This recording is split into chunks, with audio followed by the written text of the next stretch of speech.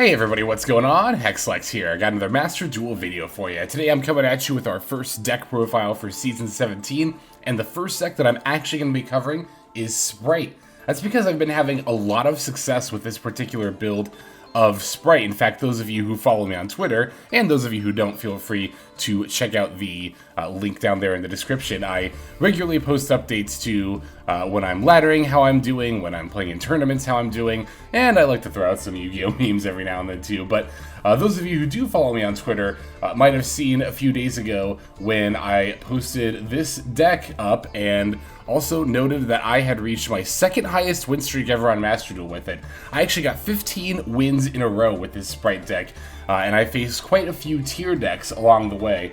It's funny, I've never had a win streak. Well, I mean, I've had like about 10, maybe 11 game win streaks with tier limits, but I haven't gotten close to 15 with tier limits. So it's funny that we got there with Spright and not a tier limit deck in this meta. But to be fair, I have kind of tinkered with this Spright build, and we of course are playing quite a few techs specifically against tier limits. Not quite as many as last time though. One bit of anti-tier tech that I've notably taken out is the End of Anubis as well as the Mannequin Cat in the extra deck. To be honest, even when like Spright was the big deck around, I've never been a fan of Mannequin Cat in best of one formats at all. I think it's kind of like, I don't know, I think the fact that you have to add bricks to your deck, I'm never a fan of doing that. Any kind of engine that requires you to add cards that could potentially brick, that you don't like inherently need for your strategy, I'm usually very, very hesitant to do that in the first place. But with Mannequin Cat as well, the thing is, like, especially at the End of Anubis, it's only really good against tier if you make it like on your first turn, like especially going first. But there have been so many times where I'll make the Mannequin Cat turn 1 and then it's not tier, or you know, they have an out to the End of Anubis. But mainly when it's not tier, it feels really bad to just have this Mannequin Cat on your board that, like, I mean, Dark is a relatively common attribute. It's not too unlikely you still be able to summon the End of Anubis, but it definitely will not have the same impact at all. So Mannequin Cat and End of Anubis are out. However, we are still playing a couple of notable, like, kind of anti-tier attacks. The most obvious ones are going to be the 2 Dimension Shifter, as well as the 3 DD Crow. These are obviously very, very good against tier limits, but what might not be as obvious is the Melffy Pinny and the Melffy Catty. These are actually used to set up the Herald of the Arclight. We can make this during our opponent's turn when they summon a monster, or rather after they summon a monster if we have Melffy Catty on board. The idea is that we weave Melffy of the Forest into our already turn 1 play, which isn't too difficult. It's not too hard to make this with 2 level 2s and then like link it away to make an IP Masquerena. And then from there, we can add the Melffy Catty from our deck to our hand thanks to the Melffy of the Forest effect.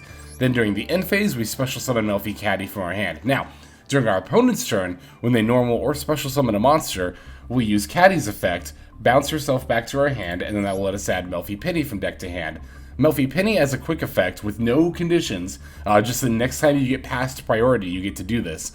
You can special Melffy Pinny from your hand because a beast was returned to your hand this turn. The Catty bounced itself. Then you can special the Pinny, sync with the Catty in your hand, and make Herald of the Arclight. And this has been very, very good against tier limits in my experience. It's not only good because obviously the Herald of the Arclight sets up a very good banish effect, wherein any monster sent from the hand or deck to the graveyard is banished instead. It's also got an Omni Negate, which is obviously very useful for a lot of reasons. The other cool thing too is that after you've done that, and then after you've used your Spright Elf to bring something back, if you have IP Masquerena on your board, you can go IP plus Elf into Mekk-Knight Crusadia Avramax, and that is going to be a very difficult board for the opponent to deal with if they're on tier limits. They have a Crusadia Avramax with IP under it, which they very much have to get creative and go out of their way in order to be able to out. But if you also have the Herald of the Arclight on board, they're going to be very much hindered in what they're able to do because anything they try to send from their hand or deck to the grave will get banished, any monsters anyway. And even if they do find an out tier Avramax, you can just use the Omni Negate effect of Herald of the Arclight to negate it. So yeah, it's a very powerful combination, and it definitely very much carried me. Like, these 2 cards very much carried me through this 15-game win streak, through all the tier limits, and all the other decks I faced, of course, as well. As far as my level 2 engines, I'm of course playing the Swap Frogs and the Ronin. I'm also playing Nimble Beaver. I know I've said a lot in the past that I really like Dark Beckoning Beast, but the problem is, in this current meta, you just don't have the main deck room in order to play Beckoning Beast, and you only technically need one, but I like playing 2 Opening of the Spirit Gates just to get a little more hand advantage off of the Dark Beckoning Beast, but yeah, we just don't have the main deck room, honestly, and it is because we have to play so many anti-tier attacks, right? If we didn't have to play the DD Crows and the Dimension Shifters and the Melffys, I would definitely swap out the Nimble Beavers for the Beckoning Beast stage. I would also add a 3rd triple attack. I'm only playing 2, again, because I like keeping this deck at 40 cards to maintain consistency, and I really, yeah, I don't know, I really would like the 3rd triple attack, but yeah, I just don't have the room for it. I've opted to put the Pixies and Daigusto Phoenix OTK method back into the deck. I saw a lot of builds have been using Gamma Burst lately, and Gamma Burst is definitely not a bad card by any means, but I am a much bigger fan of Pixies plus Daigusto Phoenix because I think it's a little more easily searchable than the Gamma Burst, right? Gamma Burst you have to search off of Jet, but Pixies you can pretty easily grab with Gigatic Spright. And in addition to that, the Pixies plus Daigusto Phoenix, it allows you to, generally speaking, I guess the Gamma Burst can allow for this too, but generally speaking, Daigusto Phoenix allows you to OTK through monsters more easily. Again, it can happen with Gamma Burst as well, but Daigusto Phoenix plus Pixies is like specifically through OTKing through boards that already have monsters on them. Alright, I think that's pretty much everything I wanted to talk about as far as the build itself goes. I'll go ahead and break it down card by card, as I always do, and then we'll take a look at some games. So, we're playing 3 DD Crow, 3 Swap Frog, 1 Ronintoadin, 3 Maxx, 3 Nimble Beaver, 1 Melffy Catty, 3 Spright Blue, 3 Spright Jet, 1 Spright Pixies, 2 Spright Red, 1 Spright Carrot, 1 Melffy Pinny, 3 Ash Blossom and Joyous Spring, 2 Dimension Shifter, 2 Triple Tactic Talent, 2 Call by the Grave, 2 Spright Starter, 1 Spright Smashers, and then 3 Infinite Impermanence. There's our 40 card main deck. For our extra deck, we're on 1 Herald of the Arclight, 1 Daigusto Phoenix, 1 Sky Cavalry Centurea, 1 Melffy of the Forest, 1 Onibimaru Soul Sweeper, 2 Gigatic Spright, 1 Downerd Magician, 1 Divine Arsenal, AA-ZEUS Sky Thunder, 1 Salamangreat Almiraj, 1 IP Masquerena, 2 Spright Elf, 1 Knightmare Unicorn, and then 1 Mekk-Knight Crusadia Avramax. Alright, that's going to go ahead and do it for our list. Let's look at some gameplay. Alright, I wanted to, of course, start off by showing a game against tier limits because, you know, like I said, we ran into quite a number of them. A lot of the games really weren't that great, though. It usually was like me playing a Dimension Shifter and my opponent immediately conceding. We're going second here, and hey, speaking of the devil, here is Dimension Shifter alongside DD Crow and Ash Blossom. We're looking pretty good. So, my opponent terraformed for Pearl Reno, and I didn't actually activate the Ash Blossom. That might look a little weird, but the reason for that is, well, because I have the Shifter in hand. It's my experience that when you activate a Shifter against tier limits, that's like the only hand trap you're ever gonna need. So, I've had plays where I try to throw out stuff like Ash Blossom and Maxx in addition to the Shifter, and it all ends up feeling very wasted because they just end their turn anyway, right? With the Shiren in particular, they have to banish the card from their hand, and they don't get the mill at all because the cards have to go to the graveyard. But yeah, so in that case, I really don't like using more than one hand trap during a turn if I'm going to be using Shifter, because again, Shifter by itself is enough. That's why I did not use Ash Blossom against the terraforming there, because I didn't want to invest multiple pieces of disruption to stop my opponent when I knew the one I had was going to do it. So, also, obviously, if I Ash Blossom, then I can't Dimension Shifter because I have a card in my graveyard. Alright, so now for my turn. I'm going to also summon the Swap Frog, not activating because, of course, I'm still under Dimension Shifter myself. It's a little annoying to have to play under it, but it's definitely not the end of the world. It's definitely more annoying for tiers than it is for us, so we definitely like that. Going to special the blue and the jet and the red, add a Smashers here for some follow-up disruption, then overlaying into Gigantic. I didn't want to overlay into Elf just to get the 3200 attack boost because I just thought that would use too many resources, and I don't think I can go for a game anyway, but particularly not under an Ash Blossom and Joyous Spring that my opponent's got here. So that's fine. Like I said, I was going to leave on this turn anyway. I'll move to battle phase, smack over the Shiren with the Gigantic, battle directly with Jet and Red before overlaying them into Melffy of the Forest. This way I can set up a Herald of the Arclight for my opponent's turn. I'll go into Herald of the Arclight on my opponent's turn. Melffy the Forest searches Catty, which is the special summons itself during the end phase. I've still got a Spright Smashers down, as well as DD Crow and Ash Blossom in my hand. I am not feeling particularly concerned about this, so my opponent's going to Foolish Burial Goods instead of Scream. I was a little bit suspicious as to why my opponent was doing this. I thought maybe they're going to try to add a Soleik and then discard it somehow or send it, but it turned out to be triple tactic talent bait. That is something I need to honestly personally get better about, frankly, is like playing around that card better. My opponent opted to draw 2 here, which in this situation might actually be right. Although, you know what? No, they still had the Rhino Heart in hand that they didn't use from last turn. That was their last card, aside from triple tack. In this situation, like, you have to know my back row is Spright Smashers, right? I don't know. I feel like using it on the card in my hand might be a little bit risky. Using it to take the Melffy Catty would definitely prevent me from going into Herald of the Arclight, but would not prevent Spright Smashers. I don't know. I guess draw 2 maybe was actually the best call here. Anyway, my opponent's going to normal summon the Rhino Heart. I will then respond with my Melffy Catty. One thing to note about Catty is that if your opponent summons Rhino Heart, you don't actually get a chance to summon the Herald of the Arclight in the same chain link. You have to wait till the next one. So when they summon Rhino Heart, they are still going to get off one of their tier limit effects. So there is that to, they will still get to summon like a Kick Close and Search, for example, if all you have is the Melffy Catty and a Penny into a Herald of the Arclight. You do usually need something like at least one other piece of disruption, like here we have the DD Crow. But we also had Spright Smashers. I mean, there's also, of course, like Red and Carrot. It's not hard for Sprites to have like one more form of disruption.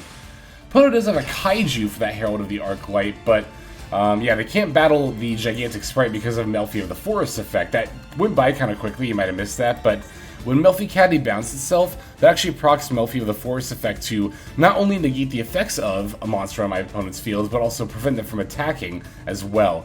So, and that's kind of like Soleik, where it's not till the end of the turn. This Rhino Heart can't use its effects or attack, like, period, for as long as it's on the field, thanks to the Melffy of the Forest. So, they can't run over a Gigantic Spright. I'm going to get to use that during this turn. I even top deck a Nimble Beaver for even more shenanigans. Not that it's going to matter. My opponent will just concede right then and there. So, beautiful. That is a, I don't know if that's textbook game against, tier limits. Usually, it's more often that you just resolve Shifter and they just concede. But that is actually, fairly textbook, like going second game anyway, playing against tier limits with this deck. So that's going to do it for that duel. Let's go straight into the next one.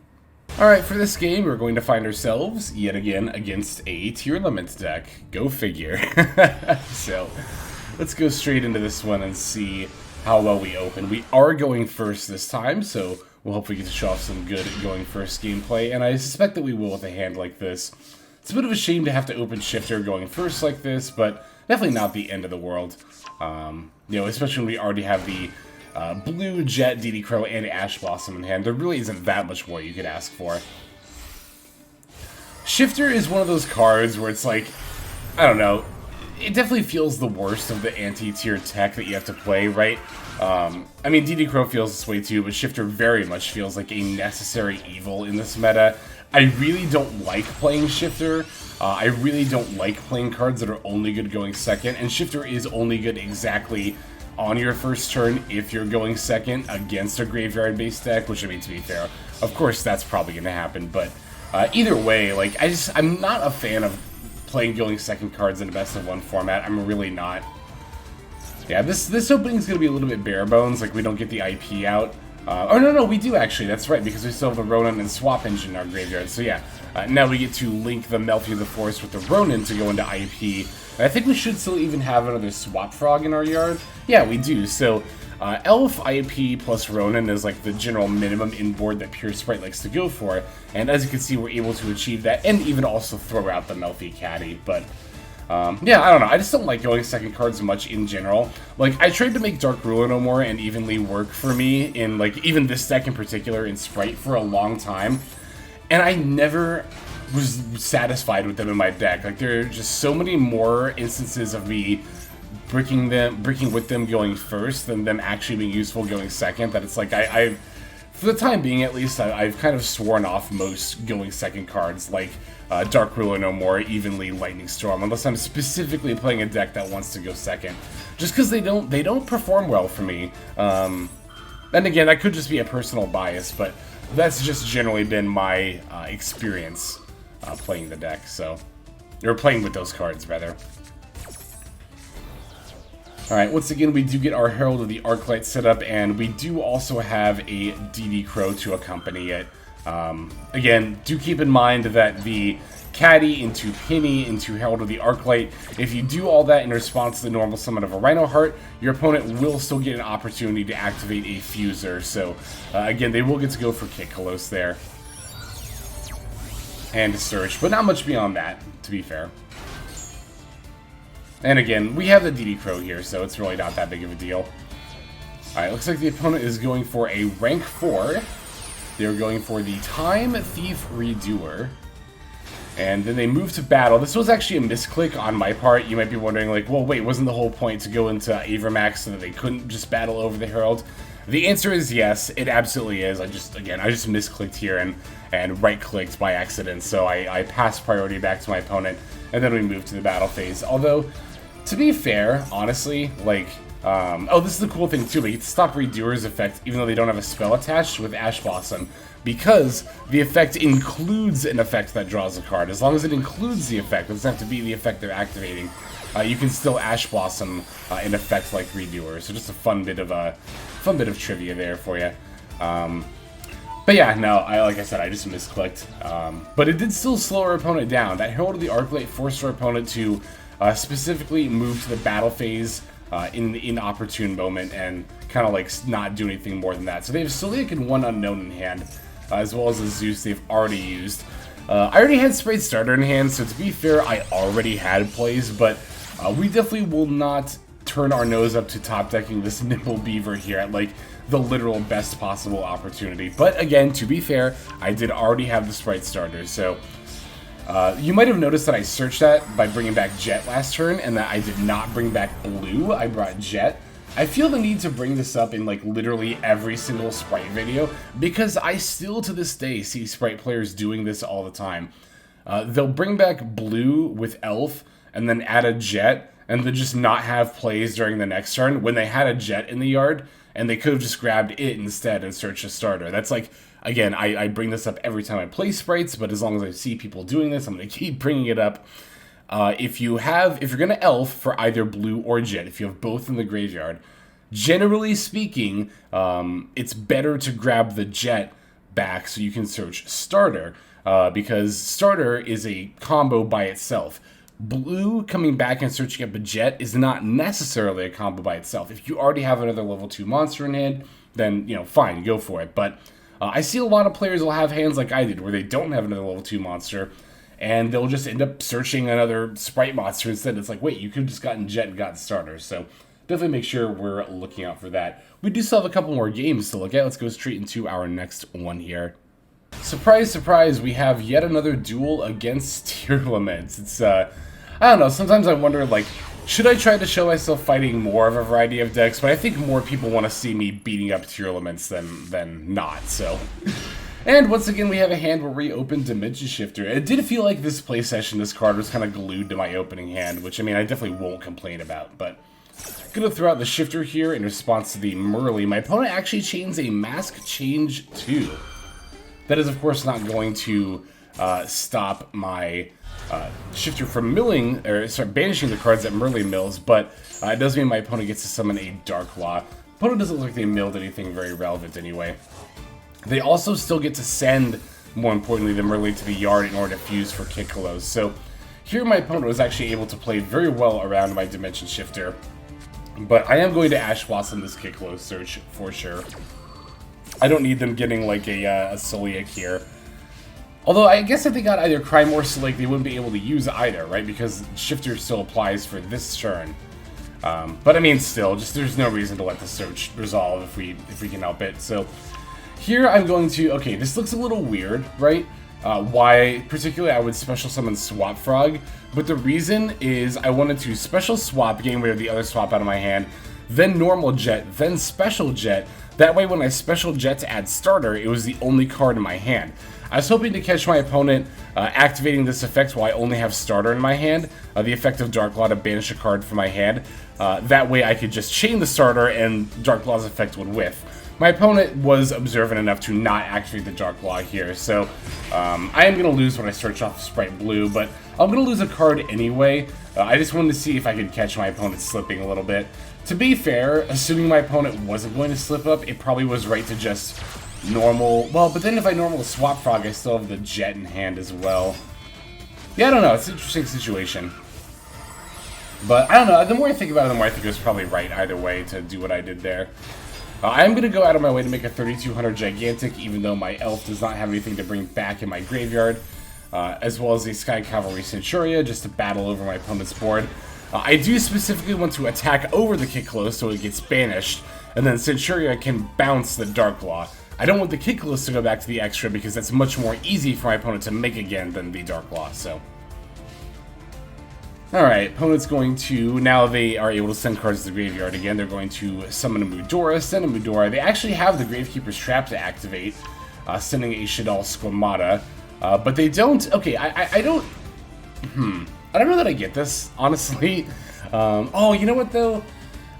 I was gonna say, I don't know why they didn't go for a rank 4, but I guess it makes sense, because even if they go for Redoer, they can't battle over Centurea, and then my Centurea just bounces their monster, so that does actually make sense. Although I don't know why they didn't activate Squamata's effects. Maybe they didn't have a target, but I don't see any of their other Shaddoll cards in here. Unless their last card in hand is Beast. If they're playing exactly Squamata and Beast and the last card in hand is Beast, well no, it's not Beast, it's Kelbeck, we know it is. I have no idea why my opponent did not send Beast and draw a card here. Maybe they weren't able to for some reason, I don't know, but I don't think that was right. Anyway, my opponent's going to call Spright Blue with the Gravekeeper's Trap, but I top deck a Maxx instead. Going to use Gigantic Spright to detach a material from Centurea, so that way my Gigantic stays at 3200 attack. That'll let me summon Blue, Blue summons Jet, and then from there, yeah, my opponent's just going to concede. But it would not have been difficult at all for me to go into like Daigusto Phoenix plus Pixies, using the Jet to grab starter and using that to grab the Pixies there, or just find some other way to lethal. Like I said, it was not going to be difficult there. So we do have, I believe, yes, one more game to look at. Let's go straight into it. Alright, we do have one last game here. This one's actually not going to be against Tearlament. This one's going to be against Adamancipator. And looks like we are going first once again. And there's Dimension Shifter again. It's like I said, going first or second, this card was just glued to my hand during this play session, which might be why I got 15 wins, I'm not going to lie, but either way. I'm going to start with the Nimble Beaver. Now, interesting, right? I summon the Nimble Beaver, my opponent throws out the Maxx. I'm just going to Imperm and set Imperm and pass. Now, normally I'd be a little tempted to special summon the Spright Jet here, and that way I could search up a Smashers for some more disruption, giving my opponent only one draw. But I did notice I was up against a 60-card deck, and I do have the Shifter in my hand, and I don't have any cards in my graveyard, so I figured I'll leave my opponent at a -1, because I don't think I need the Smashers searched off of Jet here again. My philosophy here is that Shifter should be the only disruption tool you really need during the turn you activate it, so I'm going to maintain that. I'm going to activate Shifter in response to this Doki Doki, and then I'm going to Imperm it as well. I figure between these two, there's like very little chance of my opponent realistically being able to bounce back from this. Opponent is going to activate a Keldo, banishing a Mudora from their hand. Well, obviously it would normally just be a discard, but thanks to Shifter, it's a banish. They do get to battle over my Nimble Beavers, but I mean, I've got a level 2 monster and Jet in hand, so I've definitely still got plays here. And of course, my opponent will still be under Shifter, so this Keldo is going to go to the yard as well. DD Crow is not bad in case my opponent does end up somehow having like some kind of follow-up after this turn. They do get to Ash Blossom this Jet, which is pretty good for them. That means I don't have access to, like, Smashers or anything. I probably was just going to grab Smashers here because we can always just overlay into Gigantic and then use that to summon Blue. We definitely want to do that anyway because we're under Shifter. Special summoning Swap Frog from the deck doesn't really do anything here, so Gonna use the blue to grab a red, because of course I've already used Jet's effect to both summon and search this turn. And then my opponent just concedes right then and there. because I have more than enough capability to battle over their board, and then they're left without a graveyard pretty much in top deck mode. I mean, they did already have a couple of cards in hand, but at the same time, it's like you're pretty much in top deck mode at that point. I do think it was a little bit of an early concede, though, because there are, hypothetically, some things. Again, I guess I don't know what's in my opponent's hand, but I don't think it's, like, impossible for Adamantipator to top deck its way out of a situation like this, but the DD Crow in my hand definitely would have made things more difficult. But in any case, that's going to go ahead and do it for these games. Thank you all very much for watching them. Spright is a very cool deck that I like very much. It's one of the reasons that, or it's one of the, decks that kind of, like every other deck pretty much, it's not Exorcist or Flow or Stun, just kind of like folds to tier most of the time, or at least that's what the common perception is. But hopefully I showed here that, even against a tier 0 threat, we can still have great success, even with a deck that's not the tier 0 threat. So let's go ahead and move now to our outro. Alright everybody, thank you so much for watching all the way to the very end of the video like this. That means a whole lot to me, not just personally, but it's also a great way of supporting the channel as well. If you're interested in supporting the channel in other means, you can of course feel free to comment and or subscribe right here on YouTube. I'm always looking to the comments section.